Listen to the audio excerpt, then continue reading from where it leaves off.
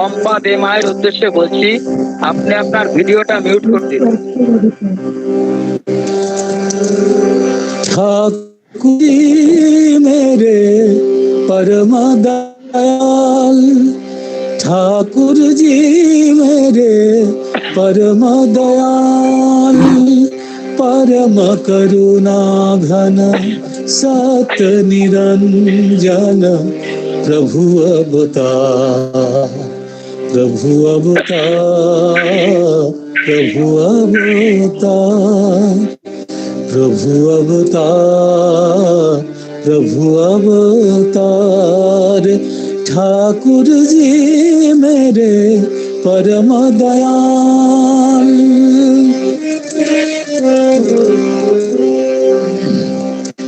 सकल वेदना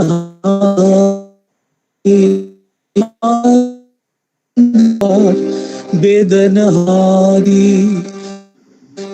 आनंद प्रिय भव भयहारी, विश्वनाथ स्वामी तट विराट, विश्वनाथ स्वामी शरट विराट, चेतन वर्धन प्रभु जीवन आधार, प्रभु अवतार, प्रभु अवतार।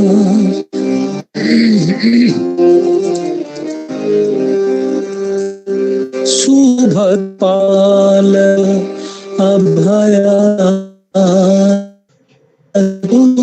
सुभद्पालक अभयनायक,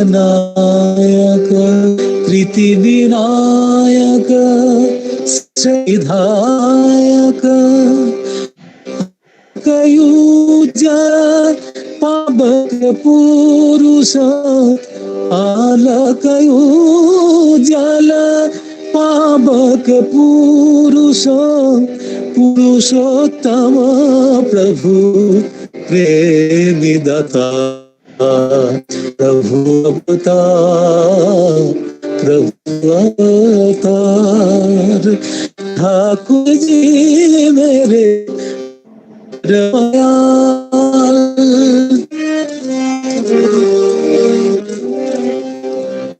वैशिष्ट पाली आपुरयमान, जीवन केन्द्रोपमाधान,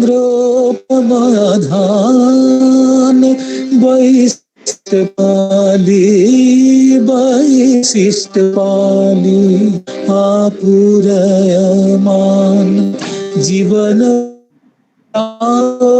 पटयधान, भुवन विभूषित करुणापार, भुवन भूषित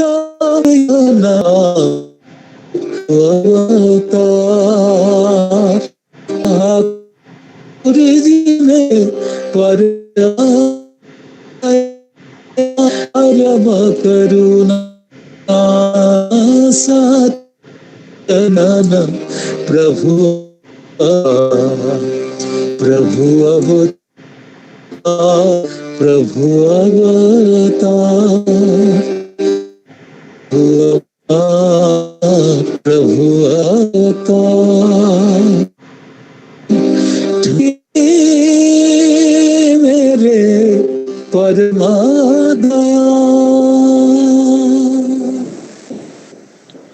আমি শ্রদ্ধা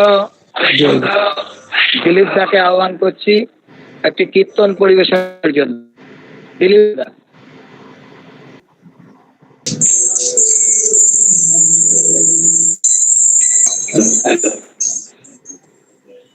আমি এটা করব।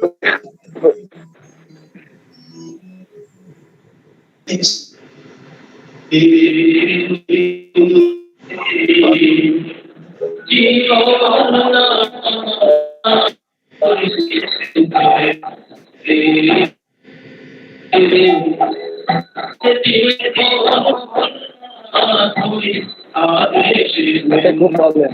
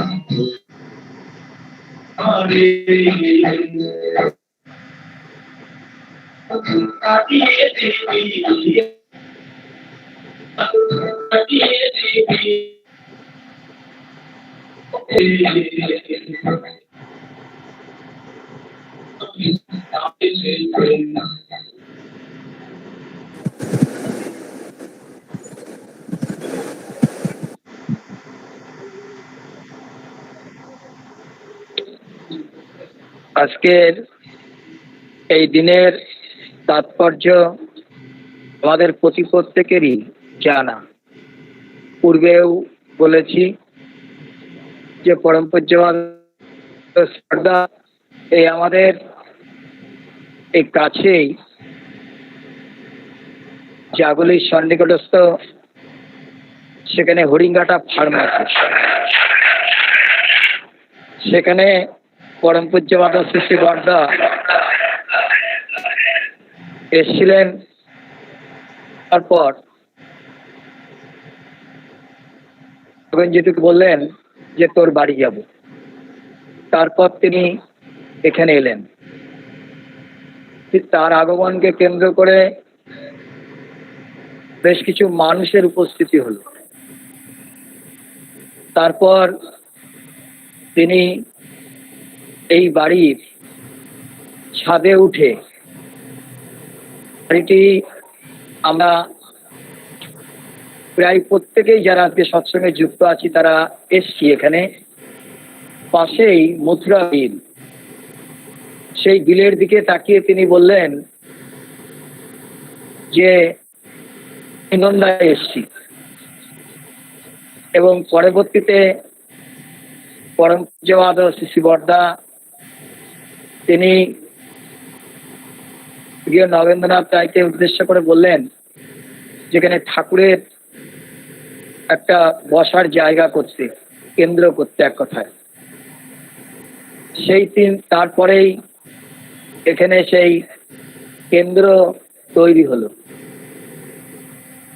যথাযথ মর্যাদায় তিনি সেই দিন থেকে পালন করে গেছেন। এবং এই বিরাট অঞ্চল উত্তর চব্বিশ পরগনার একটা সীমান্তেই জায়গাটা, বিস্ফুট, তারই রামকৃষ্ণ কলোনি এই জায়গা। তিনি শুধু প্রান্তে নিষ্ঠ কাজের সাথে যুক্ত থেকেছেন, বহু কেন্দ্র মন্দিরের সাথে যুক্ত থেকে সেই কেন্দ্র মন্দির সাথে বাস্তবে আচার্যদেবের আশীর্বাদ লাভ করে, পরম পূজ্যপাদ শ্রী শ্রী বর্দার আশীর্বাদ লাভ করতে পারে, তা তিনি নিরলসভাবে করে চলেছিলেন। প্রকৃতির নিয়মে মানুষকে একদিন যেতেই হয়। আমরাও তাতেই নশ্বর দেহকে হারালাম। অহেতু করুণা একটা বিরাট।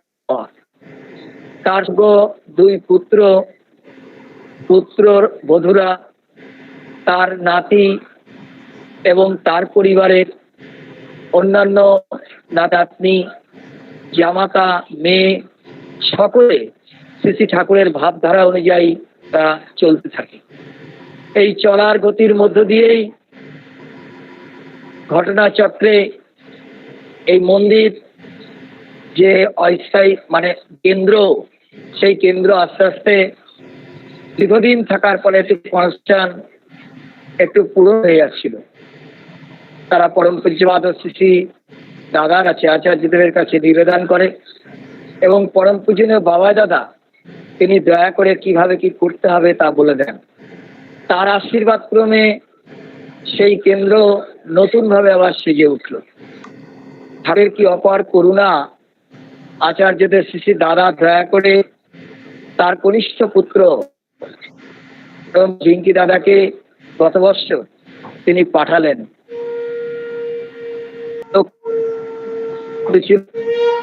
পাশাপাশি সেই দীক্ষার আগমনকে কেন্দ্র করেই সেই একই লগ্নে সেদিন সেই মন্দির আবার নতুন করে শুভ উদ্বোধন হলো। যদিও বর্তমান পরিস্থিতির সাপেক্ষে সেই দিনটা যথাযথভাবে পালন হয়েছে, কিন্তু এই পরিস্থিতির উপরে যেমন ভাবে করলে হয় তেমন ভাবে। কিন্তু মুখ্যত পরম পূজ্যপাদ শ্রী স্পর্ধা তিনি 8 সেপ্টেম্বর সকাল 9:08 তিনি এই পদধূলি দিয়েছিলেন। সেই উপলক্ষেই সৎসঙ্গ, এই সৎসঙ্গ পরম পূজ্য শ্রীচরণে নিবেদিত হয়েছে। তিনি আশীর্বাদ করেছেন এই পরিবারের মানুষ কিভাবে সৎসঙ্গ করবে তাও তিনি দয়া করে জেনেছেন। আছেন তিনি শ্রী শ্রী ঠাকুর, পরম পূজ্যপাদ শ্রী শ্রী বর্দা, পরম পূজ্যপাদ আচার্য শ্রী শ্রী দাদা পূজনীয় শ্রী শ্রী ঠাকুরের বিশিষ্ট কর্মী, শ্রী শ্রী ঠাকুরের বিশিষ্ট কর্মী, সাহিত্যিক এবং আমাদের সকলের অত্যন্ত পরিচিত ডক্টর কৃষ্ণচন্দ্র দাসদা তিনি উপস্থিত আছেন। তার আগে শ্রী ঠাকুরের আচরণে একান্ত প্রার্থনা যে প্রতিটি মানুষ যে ঈশ্বরের প্রতি অনুরাগ চরণে একান্ত প্রার্থনা, এই ধারা, এই আর্য ধারাতে অভ্যস্ত হয়ে বংশ পরম্পরা এই পরিবার আরো এগিয়ে চলুক, এই শ্রী শ্রী ঠাকুরের আতুল চরণে আমার প্রার্থনা রইল। এখন প্রথমেই শ্রী শ্রী ঠাকুরের ভাবাদর্শে ইষ্ট পোষণ করবেন আমার অশেষ শ্রদ্ধাভাজন, আমাদের সকলের পরিচিত, তিনিও এই পরিবার আমাদের স্বর্গীয় নরেন্দ্রনাথ রায় তারই পাপে ছিলেন তিনি, আমরা সকলেই তাকে চিনি জানি।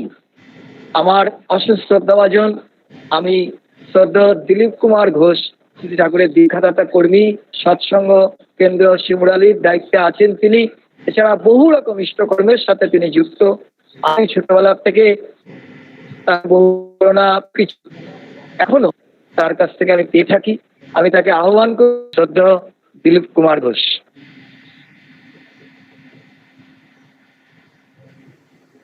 হ্যালো।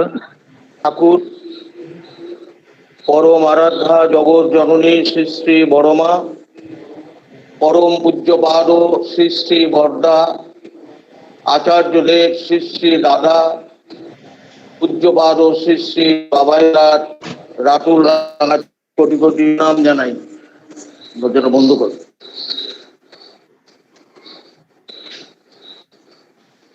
আজকে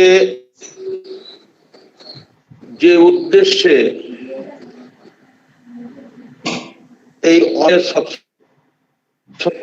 আমরা বাধ্য হয়ে যেটা জানি, আজকের এই দিনের যে তাৎপর্য সেটা আমার সঞ্জীব ভাই সেটা আপনাদের কাছে উপস্থাপন করেছে। আমার পরে বিশিষ্ট ভক্ত কর্মী তারা রয়েছে, বলবেন, তাতে খুব বেশি সময় নেই, তবু দু চারটে কথা বলার চেষ্টা করি। তিনি আমার ঋত্বিক দেবতা, তিনি আমার ইষ্ট কাজে শুনলেন যে আজকের এই দিনে 1972 সালে আগমন বার্তা তার পরিবারে পৌঁছে ছিল।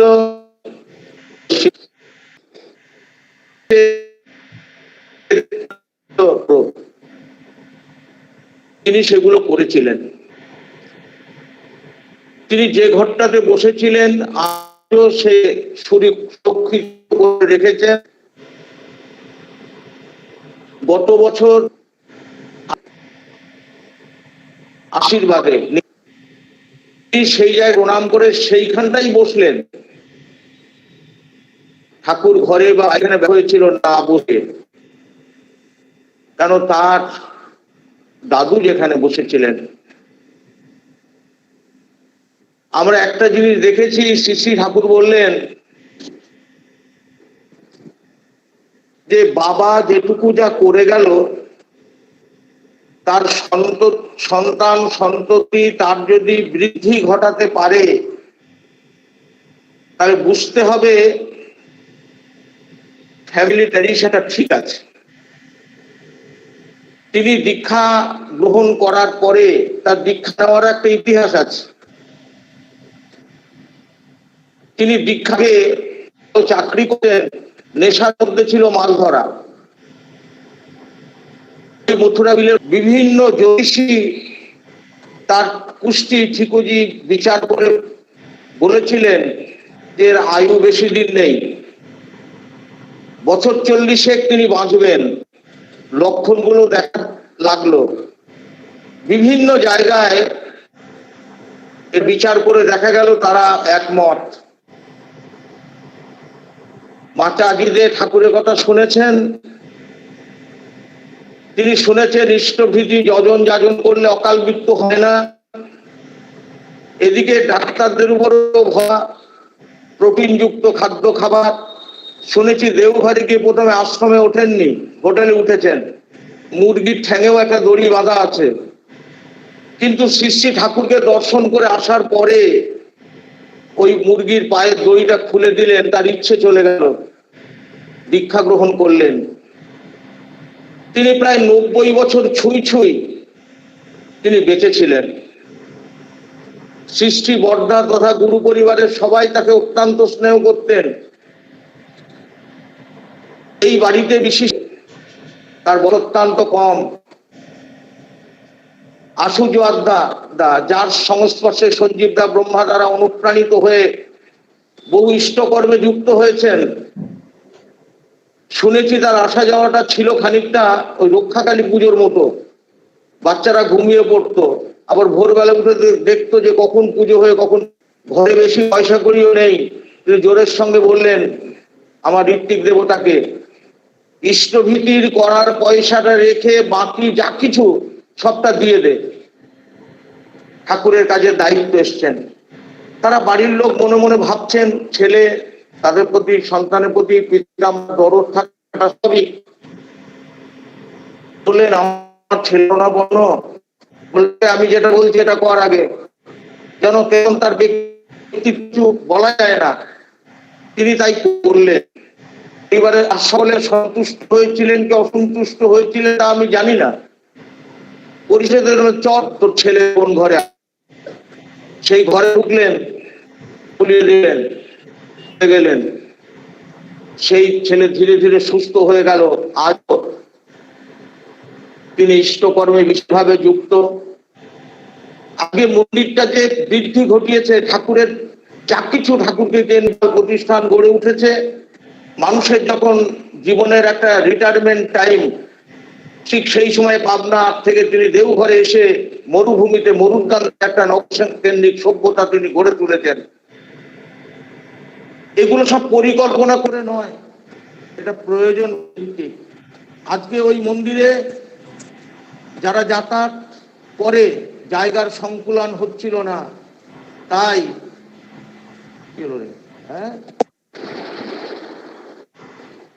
তাই আজকে তার আশীর্বাদে সেই মন্দির এমন করে নতুন করে সংস্কার করতে বললেন যাতে বহু মানুষ মন্দিরের ভেতরে এবং বাইরে বসে সেই সৎসঙ্গে অংশগ্রহণ করতে পারে। আমি দেখেছি প্রায় সহস্রাধিক মানুষ আজকের এই দিনটাতে তার বাড়িতে আমরা উপস্থিত হই। যাই হোক, সময় তো বেশি নেই, আর আমার বলাটাও বেশি ঠিক হবে না। আজকে অফলাইনে সৎসঙ্গ হলে যত মানুষ বাড়ি বসে শুনছেন বা যাদের কথা আমরা শুনতে পাবো তাদের হয়তো দেখতে পেতাম না। আমি প্রিয় বরমের আকুল চরণে প্রার্থনা জানাই, এই পরিবারের প্রত্যেকটি সদস্য, এই পরিবারের যিনি কর্তা ছিলেন তার দেখানো পথে এগোচ্ছে, এটা আরো বৃদ্ধি ঘটুক। ওই অঞ্চলে দীক্ষিতের সংখ্যা খুব কম ছিল, এখন প্রচুর দীক্ষা হচ্ছে শ্রী শ্রী ঠাকুরের দয়াতে, শ্রী শ্রী দাদা বাবাই দাদার প্রেরণাতে। শ্রদ্ধেয় দুলাল মজুমদার দা একদিন শ্রী শ্রী দাদাকে বলছিলেন যে আগে দীক্ষা হতো না, তার আগে হয়েছিল। দাদা বললেন আমি না, শ্রদ্ধেয় দুলাল মজুমদার বলেছিলেন আগে সব দীক্ষা আপনিই দিচ্ছেন। তার প্রেরণাতে হচ্ছে, তিনি জীবন্ত প্রেরণার উৎস। আর একটা দিন তিনি বললেন আগে আর দীক্ষা হতো না, এখন অনেক দীক্ষা হচ্ছে। শ্রী শ্রী দাদা বললেন আগে আপনি চেষ্টা করেননি তাই হয়নি। আমরা যাই করি না, মূল কাজ ইষ্টার্থে লোক সংগ্রহ। ঠাকুরের মূল মত হচ্ছে ভালো মানুষ যদি না জন্মায়, মানুষগুলো যদি এগিয়ে নিয়ে, আর আমরা এই গ্রহণ করা জীবন এবং জনমকে সাক্ষা নিয়ে যাওয়ার যে সুযোগ পেয়েছি, তাদের ধরে দেওয়া জন্য আমরা যদি শ্রী শ্রী দাদা পূজ্যপাদ বাবাই দাদার যত সান্নিধ্যে আমরা আসতে পারবো তত আমাদের লাভ। তিনি একটা জায়গায় বলছেন, ইষ্টকর্ম করতেও মানুষের জীবনের অধঃপতন আসতে পারে যদি সংযোগ এবং সংস্রব না থাকে। তাই আমরা সংযোগ এবং সংস্রব মধ্যে দিয়ে আমরা এগিয়ে যাব। জয় গুরু, বন্দে পুরুষোত্তম।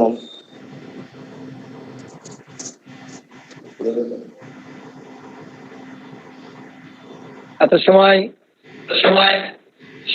আজকের এই দিনের পরিপ্রেক্ষিতে শ্রী শ্রী ঠাকুরের বিভিন্ন ভাব আদর্শ নিয়ে বিস্তারিত হবে না হলেও সংক্ষিপ্ত আকারে হলেও অনেক জ্ঞান অর্জন করলাম। এখন আমি পূর্বেই বলেছি যে আমাদের মধ্যে উপস্থিত আছেন শ্রী শ্রী ঠাকুরের বিশিষ্ট কর্মী ডক্টর কৃষ্ণচন্দ্র দাসদা। আমি তাকে আহ্বান করছি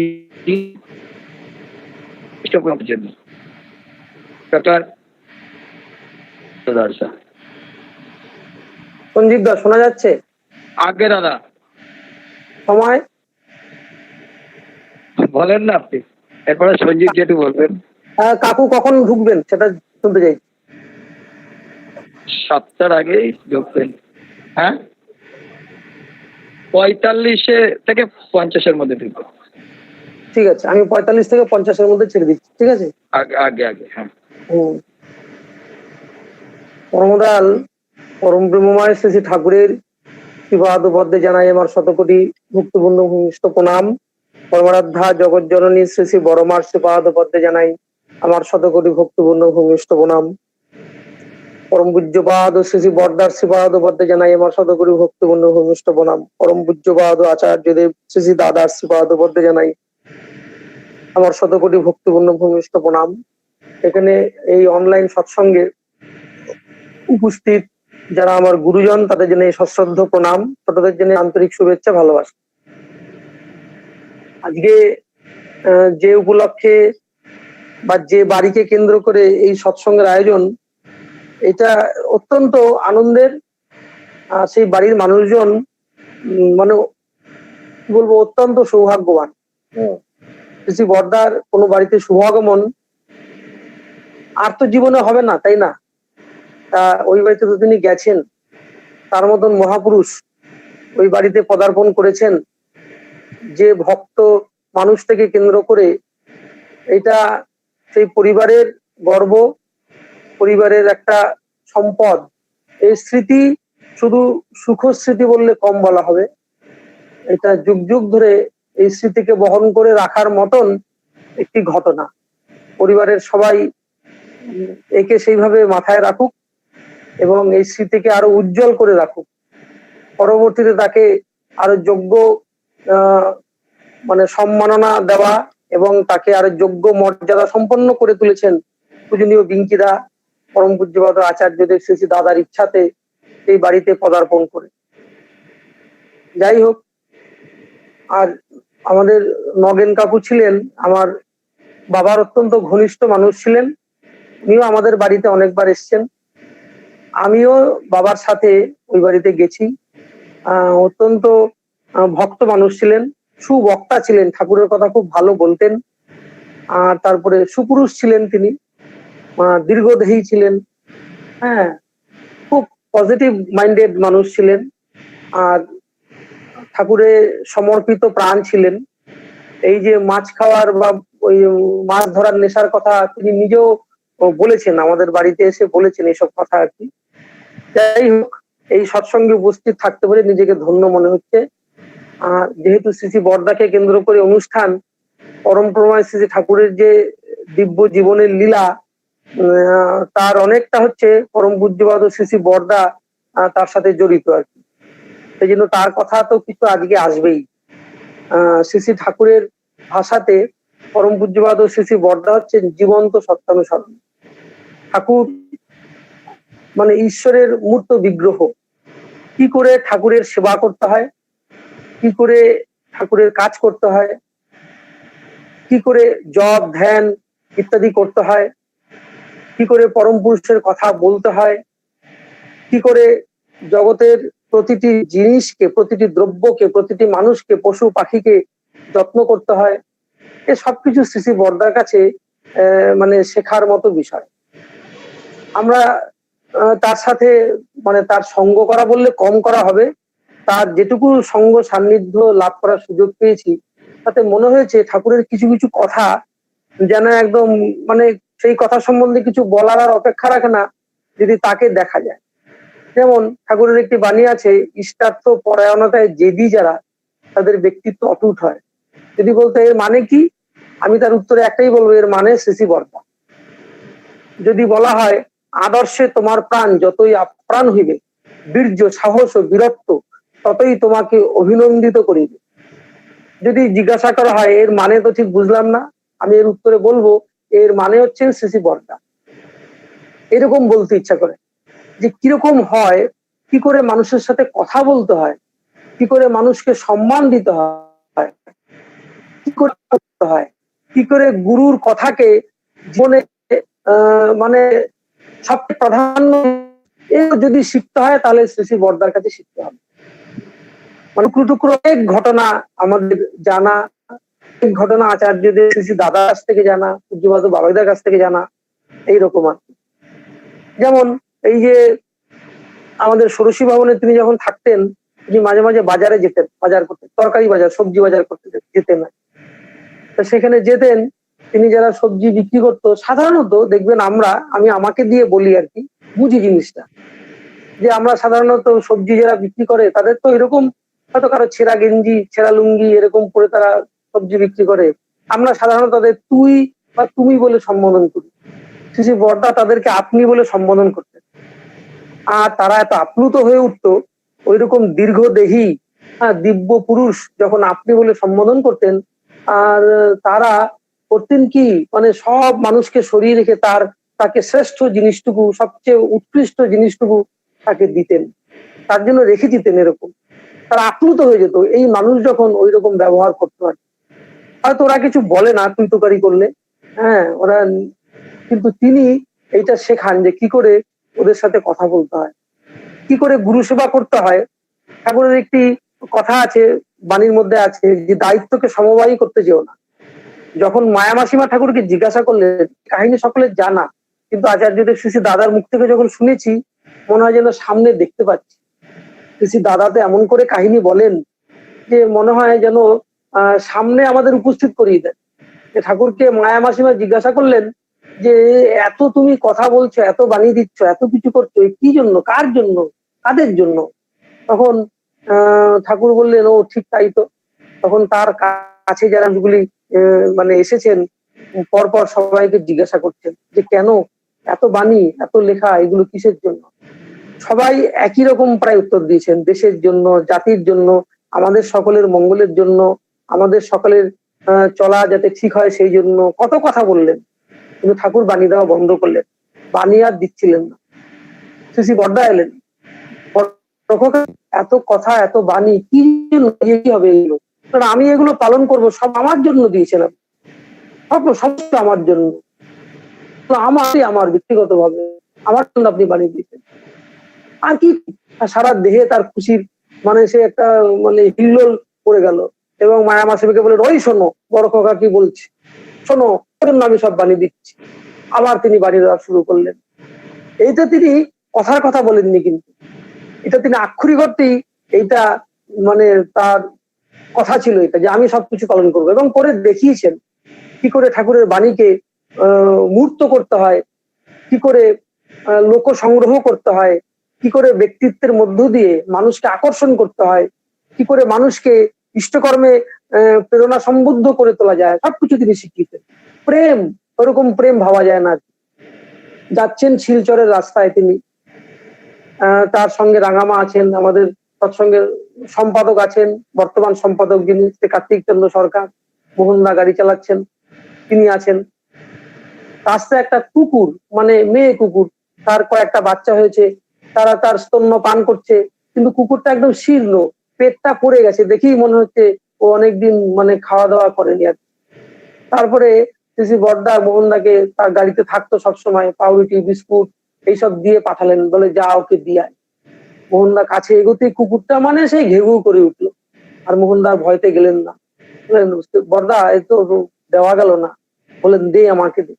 নেমে গেলেন, নেমে গিয়ে ইশারা করে ডাকলেন কুকুরটাকে, আর একদম লেজ নাড়তে নাড়তে শ্রী বড়দার হাত থেকে ওগুলো নিয়ে একদম ছুটে পালিয়ে গেল। শ্রী বড়দা বললেন আসলে মানুষ দেখলে না ওরা ভয় পায়, ভাবে কি আমাদের মারতে এসছে। সাধারণত মানুষরা পারে তো, তোকে দেখো এরকম মনে করেছে। কিন্তু শ্রী বড়দা যে অন্য মানুষ, এটা কুকুরটাকে বলে দেওয়ার প্রয়োজন হয়নি, বুঝিয়ে দেওয়ার প্রয়োজন হয়নি। শ্রী বড়দা কে দেখে তাকে মানে তাকে ওরকম ওই কুকুরটা মনে মানে বুঝেই ফেললো যে আমার মানুষ আর কি, আমার আপনজন। এই এরকম প্রেম একদম ভর্তি ছিল ভেতরে। পশু পাখির ভাষা তিনি বুঝতে পারতেন, এত আইডেন্টিফাইড ছিলেন তাদের সাথে। যখন যেতেন আমাদের ঠাকুর বাংলায় ওইখান থেকে, তখন যাওয়ার সময় প্রার্থনার সময় যখন যেতেন, ওই আমাদের ওই চিড়িয়াখানার ওখানে ওই রাজহাঁস থাকতো, ওই রাজহাঁসদের উনি ডাকতেন, ডাকার সঙ্গে সঙ্গে ওরা আসতো, তার সাথে একটু ভাবের আদান প্রদান হতো। ভাবের আদান প্রদান হওয়ার পরে আবার ওরা চলে যেত। একদিন ওনার একটু দেরি হয়, সামান্য সময়ের দেরি হয়, যেন ডাকার সময় পাননি, চলে গেছেন। তারপরের দিন আসার সময় আবার ডেকেছেন, ওরা আর আসছে না। শ্রী বড়দা তখন বললেন দেখেছিস, ওই যে ওগুলো ওদের অভিমান হয়েছে। হ্যাঁ, আমি যে আগের দিন ডাকতে পারিনি, অভিমান হয়েছে। অনেক সাধ্য সাধনা করে আবার ডেকে তাদের সাথে তাদের ভাষায় কথাবার্তা বলে আবার তিনি রওনা হলেন। এইরকম প্রেম ছিল। শ্রী বড়দাকে শ্রী ঠাকুরকে নিজের হাতে খাওয়াতেন। হ্যাঁ, কি খেলে তিনি খুশি হবেন বিশ্বাস। ঠাকুর যা বলেন আর কি, সে অসম্ভব সম্ভব বলে কোনো কথা নাই। তিনি ভাবেই সেবা করতেন, তার খাওয়া দাওয়া, তার পথ্য অসুখ মানে তার অসুখ বিসুখ যা লাগবে সবকিছু নিজে একদম সে তদারকি করতেন এবং সেইভাবে সম্পন্ন করতেন। তার প্রতি বিশ্বাস, অকৃত্রিম বিশ্বাস। শ্রী বড়দা একদিন শ্রী ঠাকুর একদিন বলছেন, বড় খোকা না অন্যদের বলছেন তিনি, যে আমি যাব মানে হিমায়তপুরে যাব। সবাই তখন বলছেন ঠাকুর ওরকম করি কাজ যাওয়া যায় এখন? এখন তো সে অন্য দেশ হয়ে গেছে, পাসপোর্ট লাগবে, ভিসা লাগবে, এগুলো তো আপনার কিছুই করা নাই, এগুলো আমরা করি তারপরে যাব। আর এখনই তিনি বলছেন আমি হিমায়তপুর যাব। তারপরে সবাই তো বোঝাচ্ছেন, বুঝছেন, ভাবছেন ঠাকুরের বয়স হয়েছে, কোথায় বিষয়টা ঠিক বুঝতে পারছেন না, এই জন্য দিন দুনিয়ার মালিক যিনি, তাকে তারা বোঝানোর চেষ্টা করছেন। একটু পরে শ্রী বড়দা যখন এলেন, বড় খোকা আমি হিমায়তপুরে যাব। তিনি বললেন গাড়ি বের করি? না হ্যাঁ কর। একদম গাড়ি বার করলেন, গাড়ির লাইন দিল, শ্রী বড়দা বসলেন স্টিয়ারিং এ এবং শ্রী ঠাকুর উঠে বসলেন, রওনা দিলেন। এই ঠাকুর বাংলা গেট থেকে বেরিয়ে কিছু দূর যাওয়ার পরে বলছেন আজ থাক। হ্যাঁ, আবার তিনি ব্যাক করলেন। তখন ওই যারা শ্রী ঠাকুরকে বোঝাচ্ছিলেন তারা জিজ্ঞাসা করলেন, আচ্ছা আপনি যে এরকম রওনা হলেন, আপনি জানেন না এরকম পাসপোর্ট লাগে, ভিসা লাগে, আপনি তো রওনা দিলেন গাড়িতে।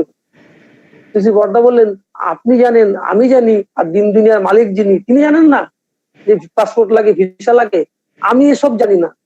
আমি জানি বিশ্ব পিতা যিনি, পরম পিতা যিনি, তিনি চেয়েছেন যেতে, আমার কাজ তার আদেশ পালন করা, আমি আর কিছু জানি না। আর তিনি যদি যেতেন তাহলে পাসপোর্ট ভিসা ওইসব আমি জানি না, একদম সব দরজা খুলে যেত তখন। বিশ্ব দুনিয়ার মালিক যিনি, তাকে আমার আইন কানুন শেখানোর কোনো বিষয়ের মধ্যে থাকতে পারে না। এইরকম ছিল অগাধ বিশ্বাস। একদিন তিনি বলছেন, সেদিন মানে গুটগুটে অন্ধকার, তিনি এক একজনকে, তার বয়স হয়েছে, বলছেন যে আজকে পূর্ণিমা তাই না? বলছেন না ঠাকুর, আজকে অমাবস্যা, আকাশে দেখেন না কিরকম অন্ধকার। যাকেই বলছেন তিনি তাই বলছেন, না ঠাকুর আজকে অমাবস্যা তাই না, এরকম বলছেন। একসময় শ্রী বড়দা এলেন, বললেন বড় খোকা আজকে পূর্ণিমা তাই না? শ্রী বড়দা বললেন আগে ঠিক তাই, আপনি যা বলেছেন। যেই না বলা সঙ্গে সঙ্গে আকাশ ঝলমল করে উঠলো, পূর্ণিমার জ্যোৎস্নায় আকাশ বাতাস ভরে গেল, একদম পৃথিবী আলোকিত হয়ে উঠলো। তারপরে আবার কিছুক্ষণ পরে সেই অন্ধকার নেমে এলো। শ্রী ঠাকুর বললেন, বড় খোকা আজকে কিন্তু বুঝলো? শ্রী বড়দা তখন বললেন, আজ্ঞে তাই। যারা ছিলেন তারা দেখলেন যে ভক্তের প্রতিষ্ঠায় যে তার প্রতিষ্ঠা হয় এবং ভক্তের কথাই যে মানে ভক্ত যা বলবে সেটাই যে কথা, সেটাই প্রকৃতির উপর মানতে বাধ্য হয়। তিনি এটা করে দেখেন যে বড় খোকা কি আর তোমরা কি। বড় খোকা আমি যা বলি সেটাই, এইটা হচ্ছে ব্যাপার। এই হচ্ছেন পরম পূজ্যপাদ শ্রী বরদা ঠাকুরের লীলা, তার কথা তো বলা যায়।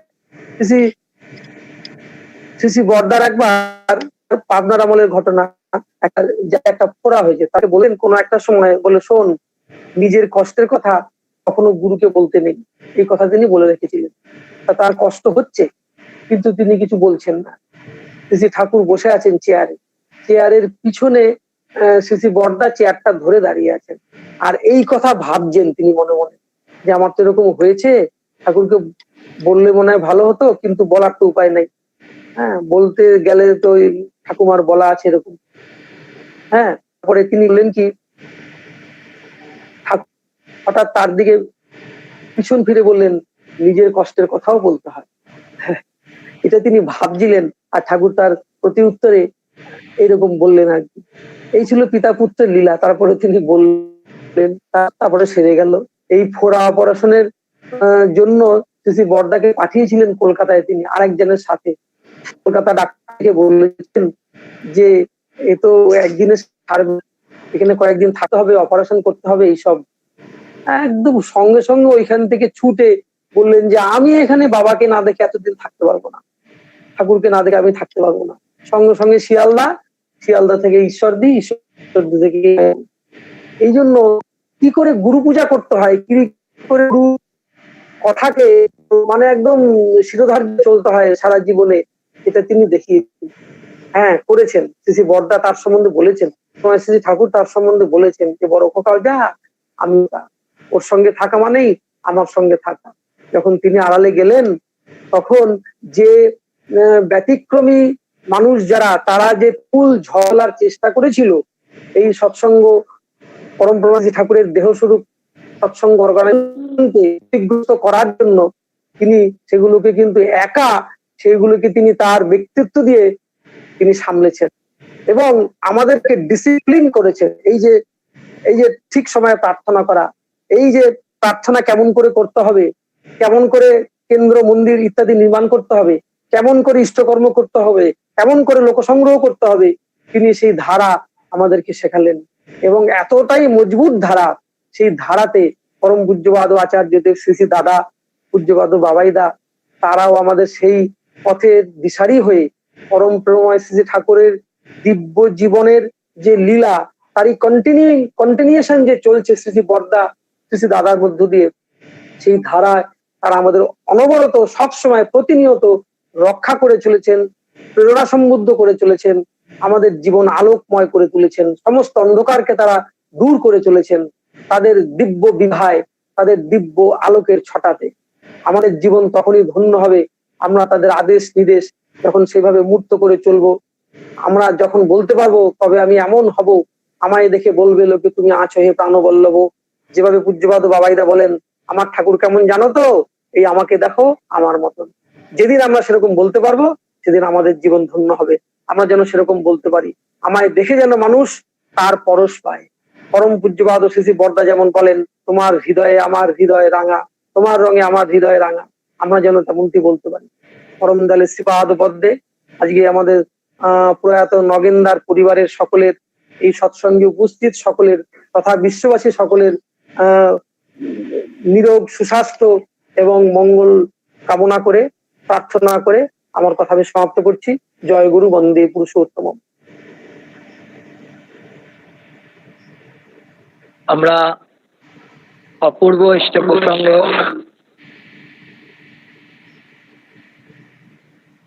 শুনলাম। শ্রদ্ধেয় ডক্টর কৃষ্ণচন্দ্র দাসের মুখে। এখন আমরা পূর্বেই বলেছি যে আজকের এই সৎসঙ্গে উপস্থিত আছেন সৎসঙ্গের বিশিষ্ট কর্মী, আমাদের সকলের পরিচিত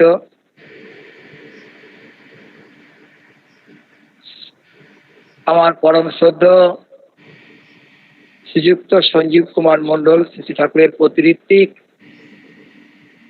তিনি তার মূল্যবান সময় বার করেও তিনি আজকে সৎসঙ্গে আছেন।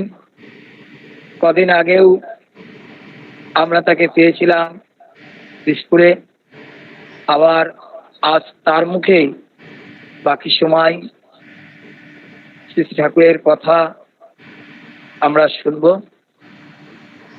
আমি আমার পরম শ্রদ্ধেয় পিতৃ সমতুল্য শ্রদ্ধেয় সঞ্জীব জেঠুকে আহ্বান করছি ঠাকুরের কথা পরিবেশনের জন্য।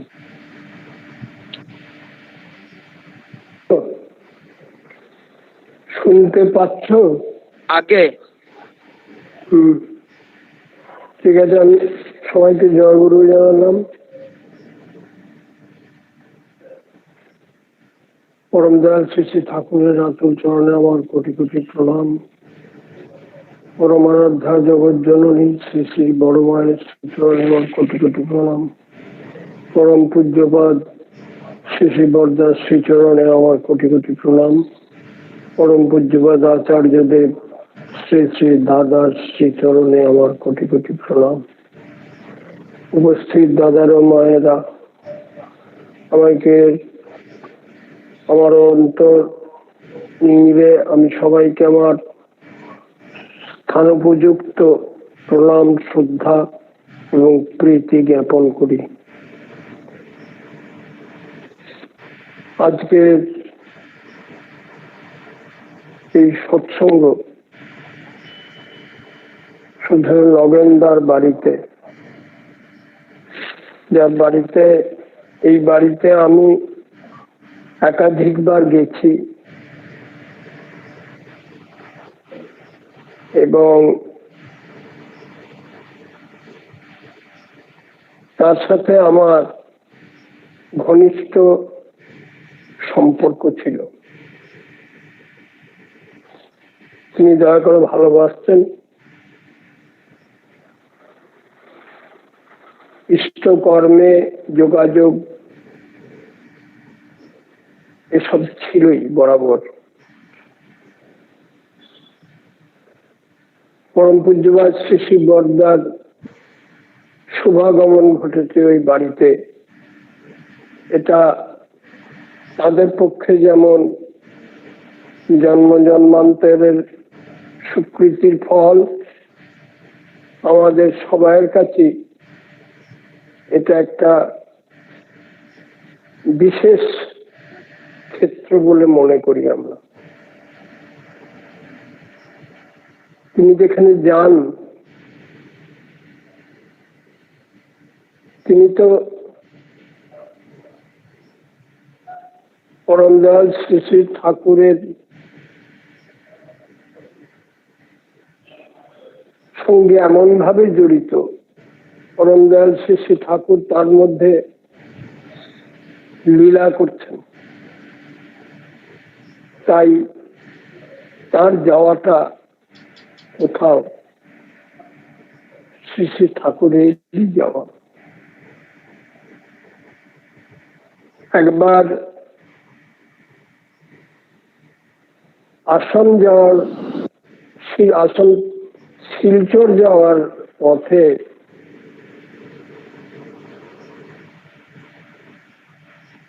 একটা রাস্তায় গাছের তলায় তিনি কিছুক্ষণ বসেছিলেন। সেখানে আজ মন্দির হয়ে গেছে। পরম পূজ্যপাদ আচার্যদেব সে মন্দির উদ্বোধন করেছে। তাহলে তার উপস্থিতি এমনই, তিনি যখনই যেখানে যান শ্রী শ্রী ঠাকুরের প্রতিষ্ঠার জন্যই যান, তিনি তাকে প্রতিষ্ঠা করেন। তার উপস্থিতিটাই এমন। শিশু বর্দা একদিন বলছিলেন যে দেখ, ঠাকুরের দয়া দেখতে দেখতে আমার কড়া পড়ে গেছে।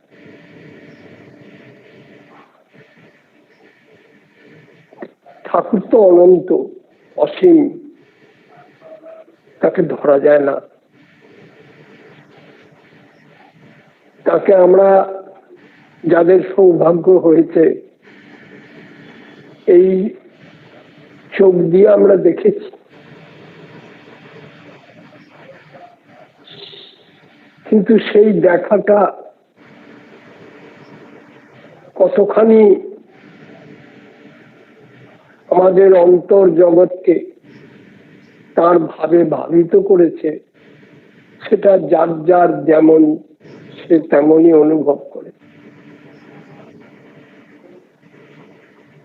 এই যে তাকে দেখা, দর্শন করা,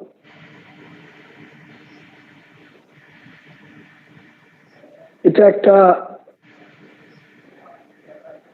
অনাস্বাদিত একটা স্বাদ। পরম পূজ্যপাদ শ্রী শ্রী বর্দা কাকদ্বীপের অলকেশটাকে শ্রী শ্রী ঠাকুরের মন্দির করার জন্য আশীর্বাদ করেছিলেন।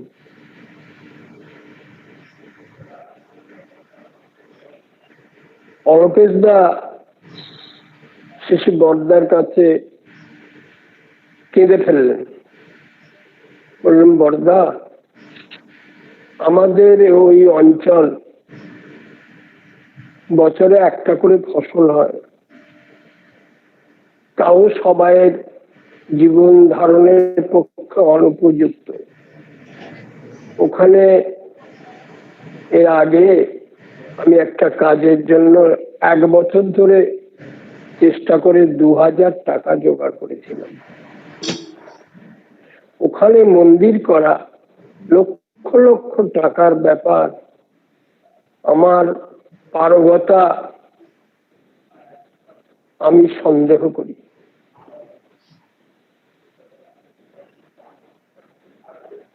তিনি কাঁদছেন আর এইকে শ্রী শ্রী বর্দার চরণে নিবেদন করছেন। শ্রী শ্রী বর্দা তখন বললেন,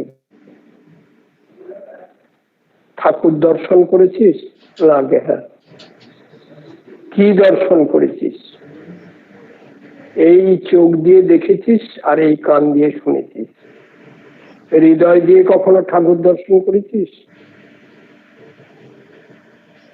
শোন, আমি যা বলছি কর, হৃদয় দিয়ে ঠাকুর দর্শন করতে পারবি।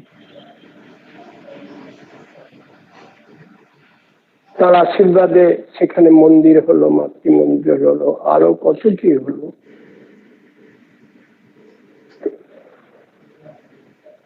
এই যে তার কথা একটা মানুষের মধ্যে শক্তি সৃষ্টি করে তাকে পারগতার শীর্ষে নিয়ে যায়, সে অসাধ্য সাধন করে। সে তখন নিজেই বুঝতে পারে না যে কেমন করে কি হলো। পরমপিতার জগতে এ এক অভিনব লীলা তিনি করান। কেউ যদি ইচ্ছুক হয় তাহলে তিনি তাকে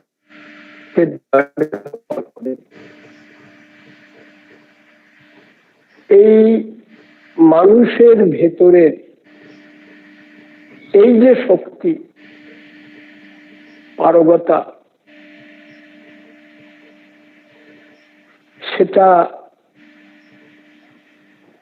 তিনি যে কতখানি বাড়িয়ে দিতে পারেন সেটা যাদের হয়েছে তারা বুঝতে পেরেছে।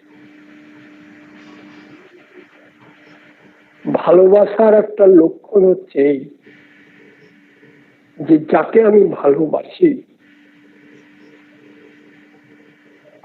তার কাছে আমার অসাধ্য কিছু নাই। জীবন দিয়েও তার আদেশ আমি পালন করব। ঠাকুর বলছেন ইষ্টের প্রতি তোমার করণীয় একটাই এবং অবলম্বনও তাই, সেটা হচ্ছে ইষ্টানুরাগ। এই ক্ষমতা তিনি আমাদের দিয়ে দিয়েছেন, ভালোবাসার ক্ষমতা তিনি আমাদের, আমরা তার বাঁচতে তার ইচ্ছা মতো চলতে। ভালোবাসা তখন গিয়ে পারে একটা মানুষের ভিতর ধারণা করা মুশকিল। দয়ার কোনো বিকল্প না, এবং প্রতিটি মানুষের জীবনে দয়া অপরিহার্য।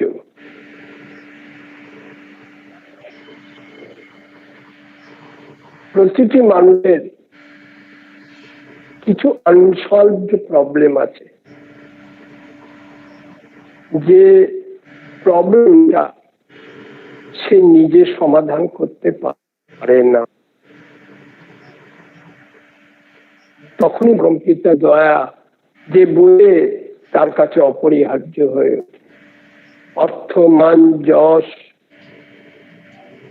লোকবল যাই বলি, কিছু দিয়ে যখন তার সমাধান আমি করতে পারি না, তখন তার শরণাপন্ন হওয়া ছাড়া আমার গতি থাকে না।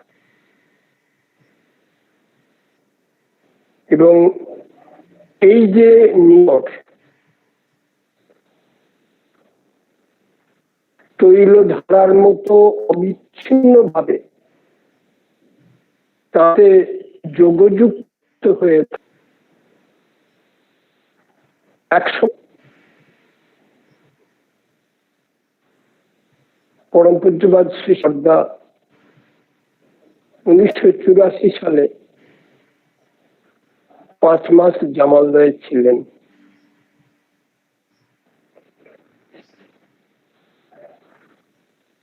এই জামালদায় যখন ছিলেন তখন আমাকে অনেক কাজ করতে হতো, সে সময় হতো।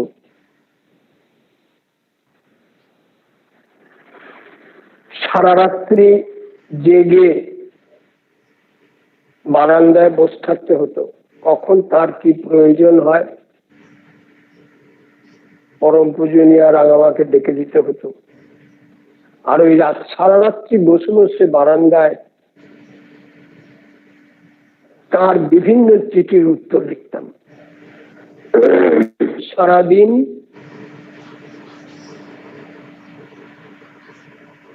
কাজ অসংখ্য।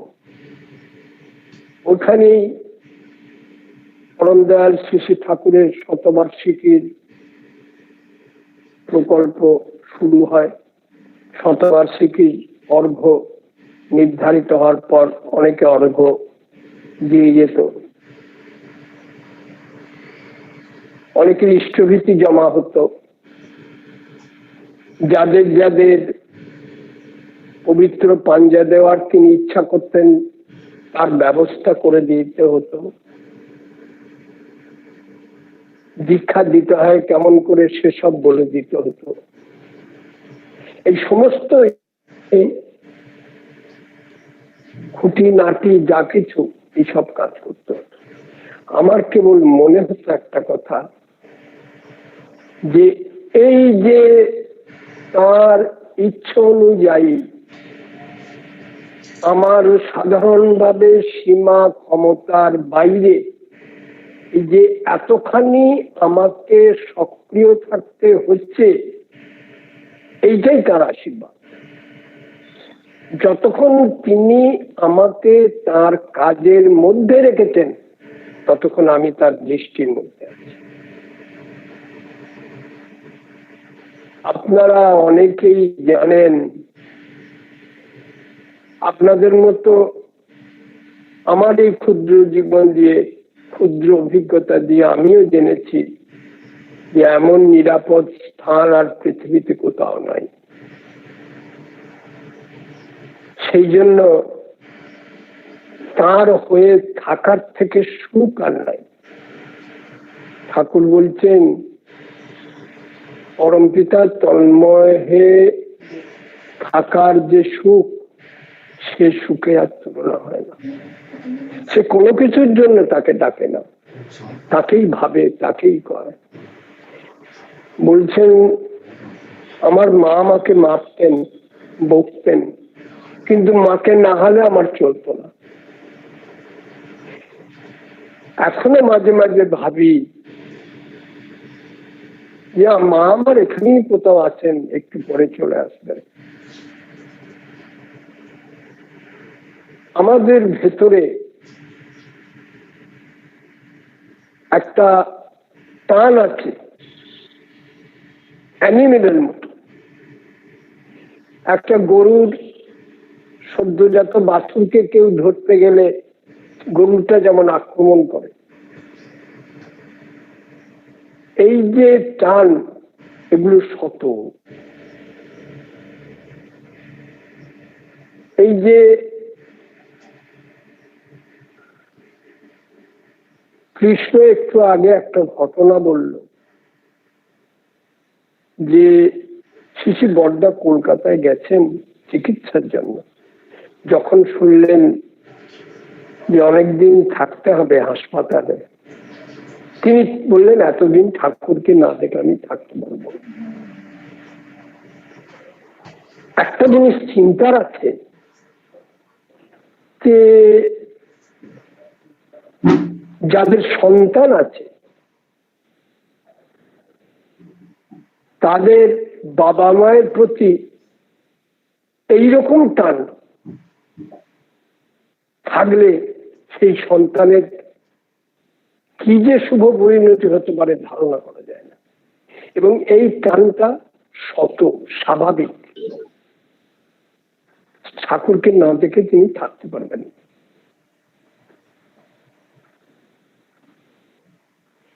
এই বর্তমান দিনে যেটা আমরা বাস্তবে দেখছি,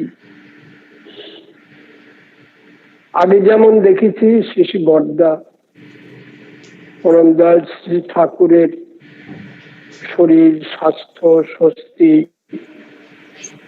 অস্বস্তি সবকিছু দেখে তার নিরসন করার চিন্তা করতেন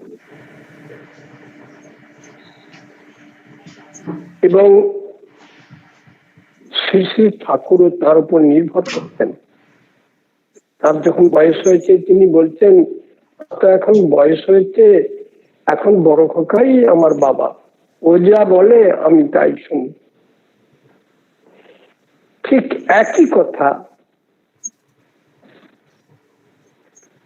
ঘাটালে শিশি বড়দার সামনে কথা হচ্ছে,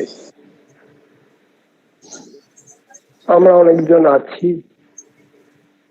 শিশি বড়দা বললেন যে দেখ আমার তো এখন বয়স হয়েছে, দাদার নাম করে বললেন, ও এখন যা বলে আমি সেই মতো চলি, আর তোদেরও তাই চলা উচিত। এই যে পিতার প্রতি পুত্রের এই যে টান, ভালোবাসা, কর্তব্যবোধ, সময়ানুবর্তিতা, এই যে আমাদের বর্তমান সাংসারিক জীবনে যারা আমরা সংসারী মানুষ তাদের দেখার আছে।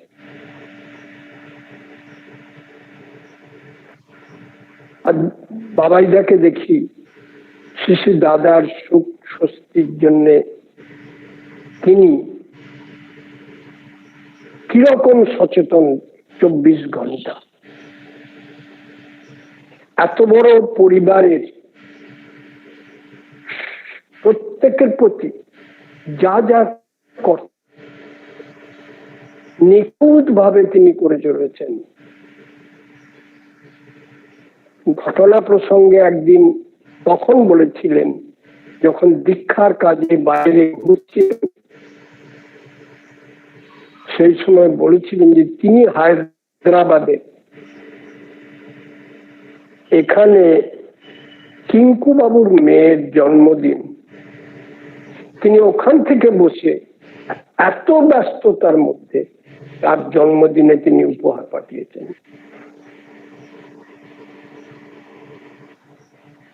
মানুষ হিসেবে এই এত বড় পরিবারের প্রত্যেকের প্রতি তার প্রয়োজন অনুযায়ী তার সেবা পরিচর্যা এবং কর্তব্য করা, আমাদের তো অনেক ভুল হয়,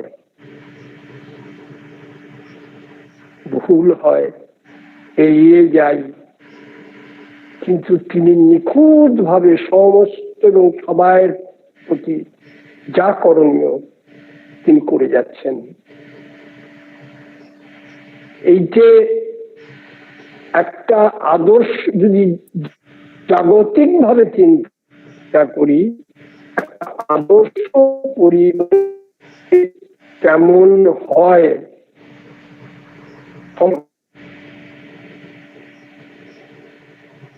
সেইটে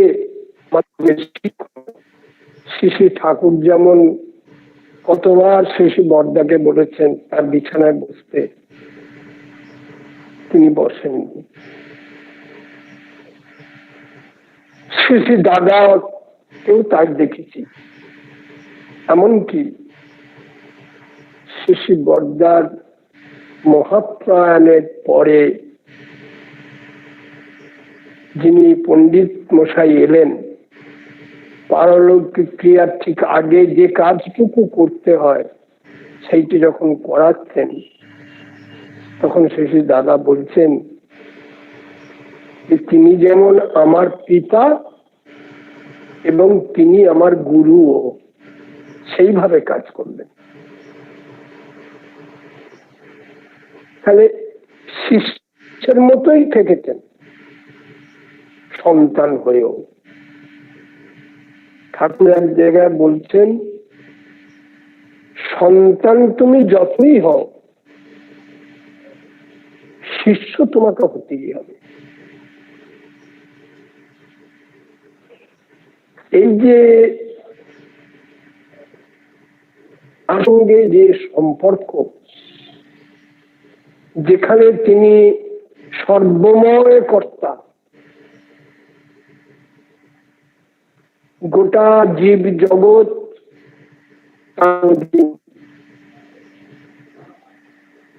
প্রতিটি সৃষ্টির মধ্যে সেখানে তার দৃষ্টি, তার বিবেচনা, তার আচরণ, এটা সবাই বুঝতে পারে না। সেটা বুঝতে গেলেও তেমন হতে হয়। আজকে যেমন বাস্তবে দেখেছি, শ্রী শ্রী বরদাকেও দেখেছি যে পিতার প্রতি কিরকম আচরণ করতে হয়, কি ব্যবহার করতে হয়, কেমন করে তাকে তুষ্ট রাখতে হয়, কেমন করে তার ইচ্ছা বুঝে সেবা দিতে হয়। একদিন শ্রী শ্রী বরদা আমাকে বলছেন, ইশারা বুঝিস? আমি আজ সবসময় কি আর বুঝি, কখনো কখনো হয়তো বুঝি। বলে শোন, একবার ঠাকুর ঘরে গেলাম, ঠাকুর আপনি হাতটা তুললেন, আমি বললাম যে কালকে আসবে। শ্রী শ্রী ঠাকুর হরিবল্লভ দাকে তুলান্তে বলেছেন আপনার হরিবল্লভ পাঠাতে। আমি বুঝলাম সেইটি জানতে চাইছেন কবে আসবে। এই যে বোধ, এবার বড় মানে ভালোবাসা বা টান বা ভক্তি যাই আমরা বলি, তার গভীরে না গেলে এটা অনুধাবন করা মুশকিল। শিশির দাদাকেও তাই দেখছি যে এখানে ঘরের মধ্যে বহু মানুষজন আছেন। পরম পূজনীয় রাঙামাও আছেন। রাঙামা বলছেন, আগে আপনি কত ঘুরতেন, সব দেখতেন, শুনতেন, কোথায় কি করণীয় বলতেন। এখন তো আপনি চলাফেরা করতে তেমন পারেন না। তখন শিশির দাদা বললেন, কেন? বাবা এখনো দেখে, বাবা আমার চোখ দিয়ে দেখে। এই যে তিনি এটা বললেন, এই বলাটা কিন্তু খুব কঠিন, যে তিনি এটা মনে প্রাণে বিশ্বাস করেন যে তার চোখ দিয়ে বাবা দেখেন। সেই জন্য প্রতিটি কথা তিনি এসে বাবার কাছে বলতেন, তাকে না বলে কোনো কাজ তিনি করতেন না। আজকেও পরম পূজনীয় বাবাই যাকে দেখি, যাই কিছু করুন, সামান্য জিনিসও, আসাম থেকে কতগুলি ছেলে এসছে কাজের জন্য, তারা বাড়ি যাবে, তাদেরকে গাড়ি করে কলকাতা পাঠাতে হবে। কলকাতা থেকে তারা বাকি করে বাবাই যা এসে কতগুলি ছেলে এসেছিল, তারা যাবে, এইভাবে পাঠাচ্ছি তাদের। শিশির সম্মতি। এই যে এই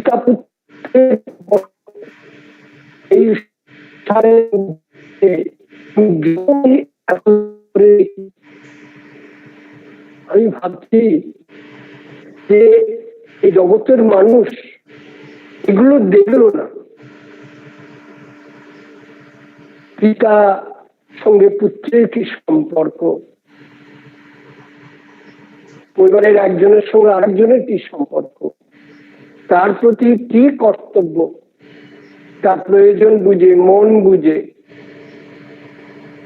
মায়ের প্রতি কি কর্তব্য, ভাইদের প্রতি কি কর্তব্য, এই যে কেমন করে তা করতে হয়, সহজ ভালোবাসা থেকে যেটা উচ্চারিত, মানুষ এগুলো দেখতে পেল না।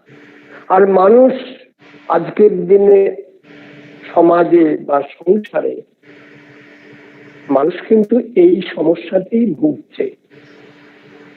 ভালোবাসার অভাব, কর্তব্যবোধের অভাব, সম্মানজনক দূরত্বের অভাব, পারস্পরিক প্রীতির অভাব, এগুলো কিন্তু মানুষ ভুগছে, কিন্তু সমাধান জানে না। তারা জানে না যে কেমন করে এই এলোমেলো জিনিসগুলিকে, ছড়ানো জিনিসগুলিকে কেমন করে একত্রিত করতে হয়। সেই জন্য পরম দয়াল শ্রী ঠাকুর ব্যক্তিগত জীবন, দাম্পত্য জীবন, পারিবারিক জীবন, সমাজ জীবন, শিক্ষা, স্বাস্থ্য, সন্তান চর্যা থেকে আরম্ভ করে সমস্ত বিষয়ে খুঁটি নাটি সব কথা তিনি বলে দেন।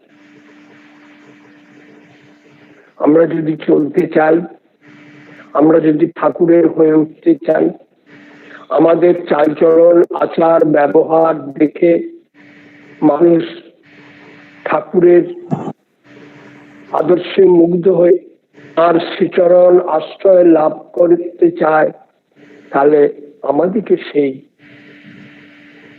রাস্তাটা করতে হবে। আগে আমাকে ঠিক হতে হবে। আমার চালচলন, আচার, ব্যবহার যদি তার মনোমতো না হয় তাহলে তো হবে না। আমাকে দেখে আমার পরিবারের মধ্যে সেই ভাব সঞ্চারিত হবে, আমার সন্তান সন্ততির ভেতরে সঞ্চারিত হবে। এই যে একটা আইডিয়াল ফ্যামিলি কেমন হয়, আমি অনেক কিছু এই পরিবারে দেখলাম। আমি যদি না দেখতাম এই চোখ দিয়ে, বিশ্বাস করা মুশকিল ছিল যে একটা বাচ্চা 7-8 বছর বয়স, তার কেমন আচরণ, বড় তার কেমন আচরণ, ভাই বোনের মধ্যে কেমন সম্প্রীতি, এসব বড় দুর্লভ জিনিস। এগুলির অভাবে আমাদের পারিবারিক জীবন, সমাজ জীবন আজকে স্নেহ, ভালোবাসা, মমতা, আমরা এগুলি চাই। ঠাকুর বললেন, মানুষের জীবন থেকে ভালোবাসাটা সরিয়ে নাও, দেখবে সব বাউরা হয়ে গেছে। Love is the highest wisdom. ভালোবাসা ছাড়া মানুষ থাকতে পারে না। সেজন্য কাকে আমি ভালোবাসবো, কাকে জীবনে সব থেকে আপন করব, প্রতিটা মুহূর্ত আমার কার চিন্তা, কার ধ্যানে আমার কাটবে, সেটা আমাকে ঠিক করতে হবে। Choosing of loving centre is the fundamental factor of life. সেই ভালোবাসার পাত্র যখন পরম দয়াল শ্রী শ্রী ঠাকুর আমাদের দয়া করে তার চরণে স্থান দিয়েছেন, তখন আমরা ভাগ্যবান। ঠাকুরের একটা ছড়া আছে, পূত বান্ধব উত্তর সাধক, পাস যদি তুই ভাগ্যবান, শতই তিনি সঙ্গে ফেরেন তোর প্রতি যার গভীর।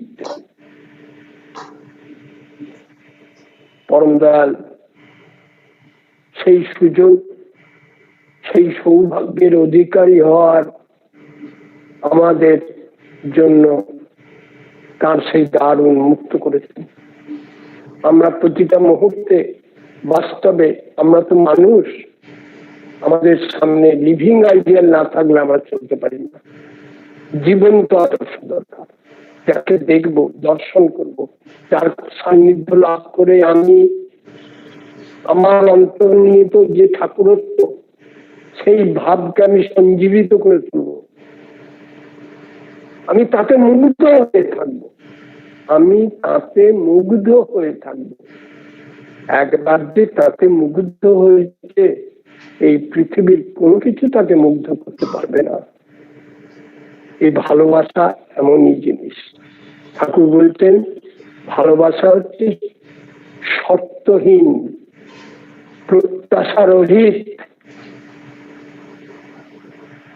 Love is his asset who is setting. যে তাতে নিজেকে সেট করতে পেরেছি, তার কাছে প্রভু অ্যাসেট। শিশু দাদা একটা কথা বলেন, মানুষই আমার অ্যাসেট, আবার মানুষই আমার লাইবিলিটি। এখন এই 88 বছর বয়সে এখনো তিনি আমাদের প্রেরণা দিয়ে চলেছেন, শক্তি জুগিয়ে চলেছেন। আমরা যাতে পরম দয়ালের ইচ্ছাকে পরিপূর্ণ করে তাকে খুশি করতে পারি। কালকে কথায় কথায় শিশু দাদা একটা গল্প বললেন। সে গল্পটা হচ্ছে এই, ঠাকুর একবার এখানকার স্থানীয় কাহার পাড়ার কিছু কিছু মানুষকে মোহর দিয়েছিলেন। মোহর, তা অনেকে মোহর পেয়েছে। এমন সময় এখানেরই এক অধিবাসী উকিল বলে,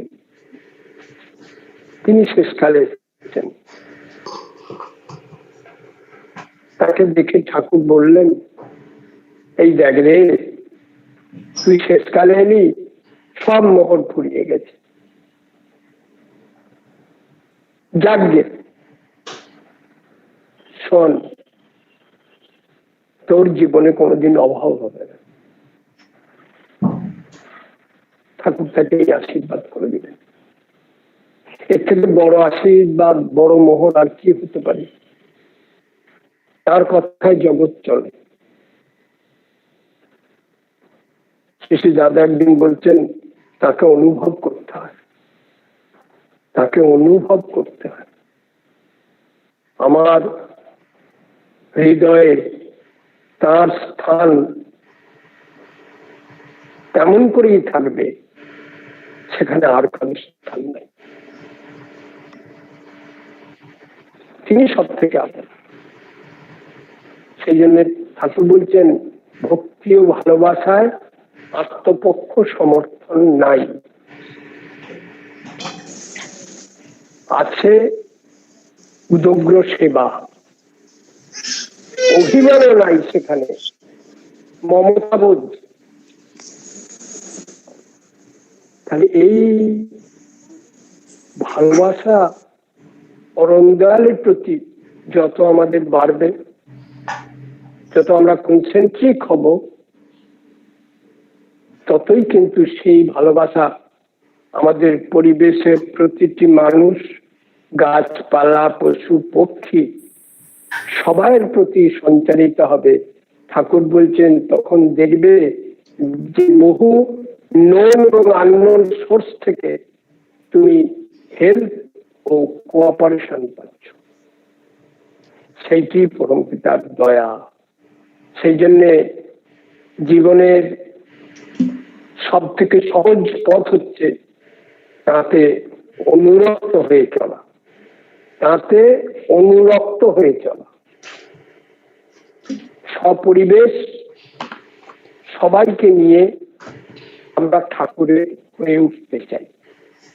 ঠাকুর বলছেন, সব কথারই সেরা কথা, স্থির তপা জীবন করে ভক্তি প্রণাম মনন করো, উর্জি তপা যাজন ধরে। এটি হচ্ছে সেরা কথা। আমি যা বললাম আপনারা সবাই জানেন। আপনারা তার প্রতি ভক্তি ভালোবাসা নিয়ে তার সেবা পরিচর্যা যজন যজন ইষ্টভৃতির মাধ্যমে করে চলেছেন। আমি নতুন কোনো কথা আমি জানিও না। আপনাদের সহানুভূতি সেটাও আমি প্রার্থনা করি জীবনের শেষ মুহূর্ত পর্যন্ত এই করে যাব। আর কিছু চাইতে নাই, প্রভু তোমাকে চাই। ঈশ্বর কার কি প্রয়োজন সবই জানেন, তাই অন্বেষণ করো তাকেই প্রতিটি যা কিছু। তাই তার কাছে চাইবার কিছু নাই, তিনি জানেন আমার কি প্রয়োজন। শুধু একটাই চাইবার আছে, যে প্রভু আমি তোমাকে চাই। জয় বন্দে পুরুষোত্তম। আমরা এখনই বলে দিয়ে শেষ হবে। আজকে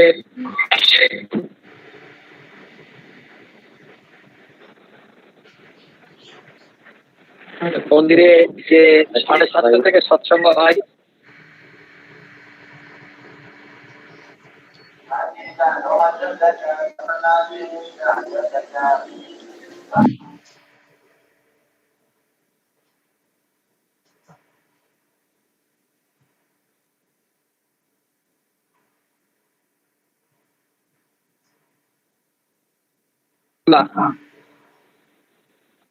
এখনই সৎসঙ্গ ধ্বনি দিয়ে আমাদের শেষ হবে।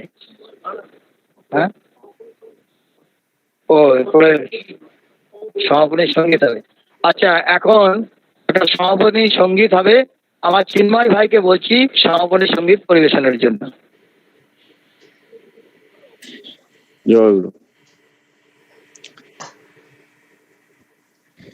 যুগ সমস্যার সমাধানে পরম প্রেমময় শ্রী শ্রী ঠাকুরের যে সহস্র বাণী আছে, সেগুলি থেকে কতিপয় ছড়ার গানের আকারে প্রকাশিত হয়েছে। আমি তার থেকে একটি গেয়ে শোনাচ্ছি। বিষয় আদর্শ।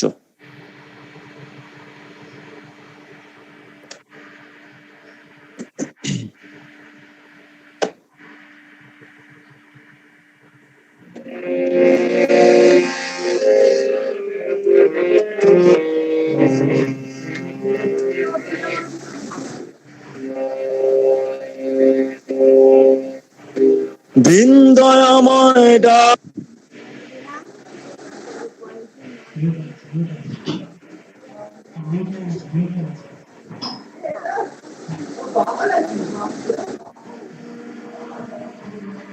তুই ওঠে রে জেগে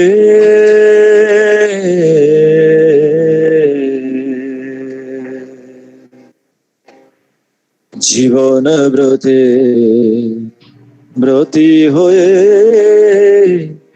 ইষ্ট পথে চলে রে বেগে জীবন ব্রতে ব্রতী হয়ে ইষ্ট পথে চলে রে বেগে দিন দয়াময় ডাকছে রে ওই দিন দয়াময় ডাকছে রে ওই এখনো তুই ওঠে রে জেগে জীবন ব্রতে ব্রতী হয়ে ইষ্ট পথে চলে রে বেগে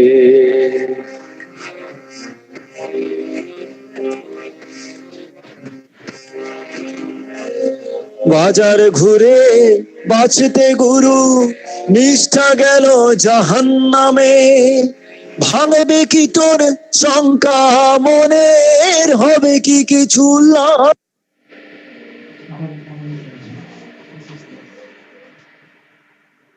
তন্ন রসুল কৃষ্ণে জীবধারে আবির্ভূত হন কি ওরা তা জানিস নে সিদ্ধান্তে যে আসতে না রে সিদ্ধান্তে যে আসতে না রে তরিত চলন বেগে বিবেক বুদ্ধি ক্ষীণ তাহার আদর্শ নাই জেগে বিবেক বুদ্ধি ক্ষীণ তাহার আদর্শ নাই জেগে দিন দয়াময় ডাকছে রে ওই দিন দয়াময় ডাকছে রে ওই এখনো তুই ওঠে রে জেগে জীবন ব্রতে ব্রতী হয়ে ইষ্ট পথে চলে রে বেগে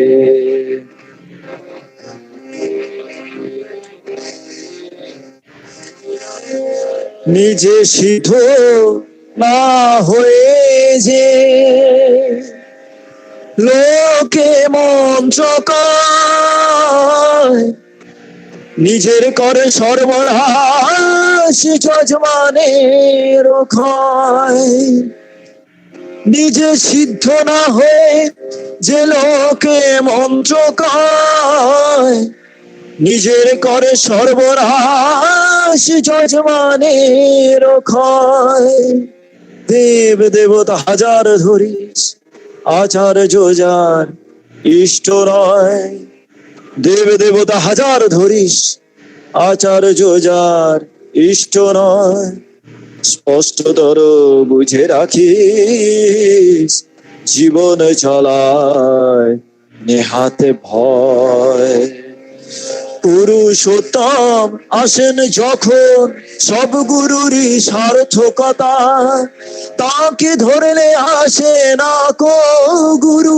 ত্যাগের ঘৃণ্য কথা পুরুষোত্তম আসেন যখন সব গুরুরই সার্থকতা তাকে ধরলে আসে না কো গুরু ত্যাগের ঘৃণ্য কথা দ্বন্দ্ব বাধা বিঘ্ন দলি দ্বন্দ্ব বাধা বিঘ্ন দলি দুঃখ কুশল তরিত রাগে গুরুর আদেশ পালন যে থায় সেথায় তো সিদ্ধি জাগে গুরুর আদেশ পালন যে থায় সেথায় তো সিদ্ধি জাগে দিন দয়াময় ডাকছে রে ওই দিন দয়াময় ডাকছে রে ওই এখনো তুই ওঠে রে জেগে জীবন ব্রতে ব্রতী হয়ে ইষ্ট পথে চলে রে বেগে জীবন ব্রতে ব্রতী হয়ে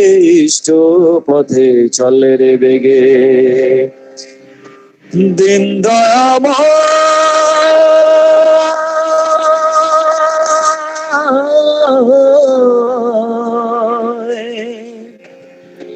ডাকছে রে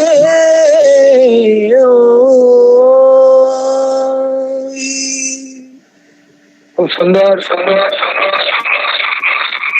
গান শুনলাম আমরা। এখনই ধ্বনি দিয়ে সৎসঙ্গ আমরা শেষ করব। তার আগে একটি ঘোষণা, যে মন্দিরের বীজপুর মন্দিরে যে প্রত্যেকদিন সৎসঙ্গ হয়, আজকে সৎসঙ্গে আমাদের রঘুনন্দন দত্তদা তিনি উপস্থিত থাকবেন দেওঘর থেকে। আর আগামীকাল শ্রদ্ধা পণ্ডিত বলরাম দাস এবং শ্রদ্ধা সাধন মন্ডল দা তারা উপস্থিত থাকবেন। আমি সারা ভারত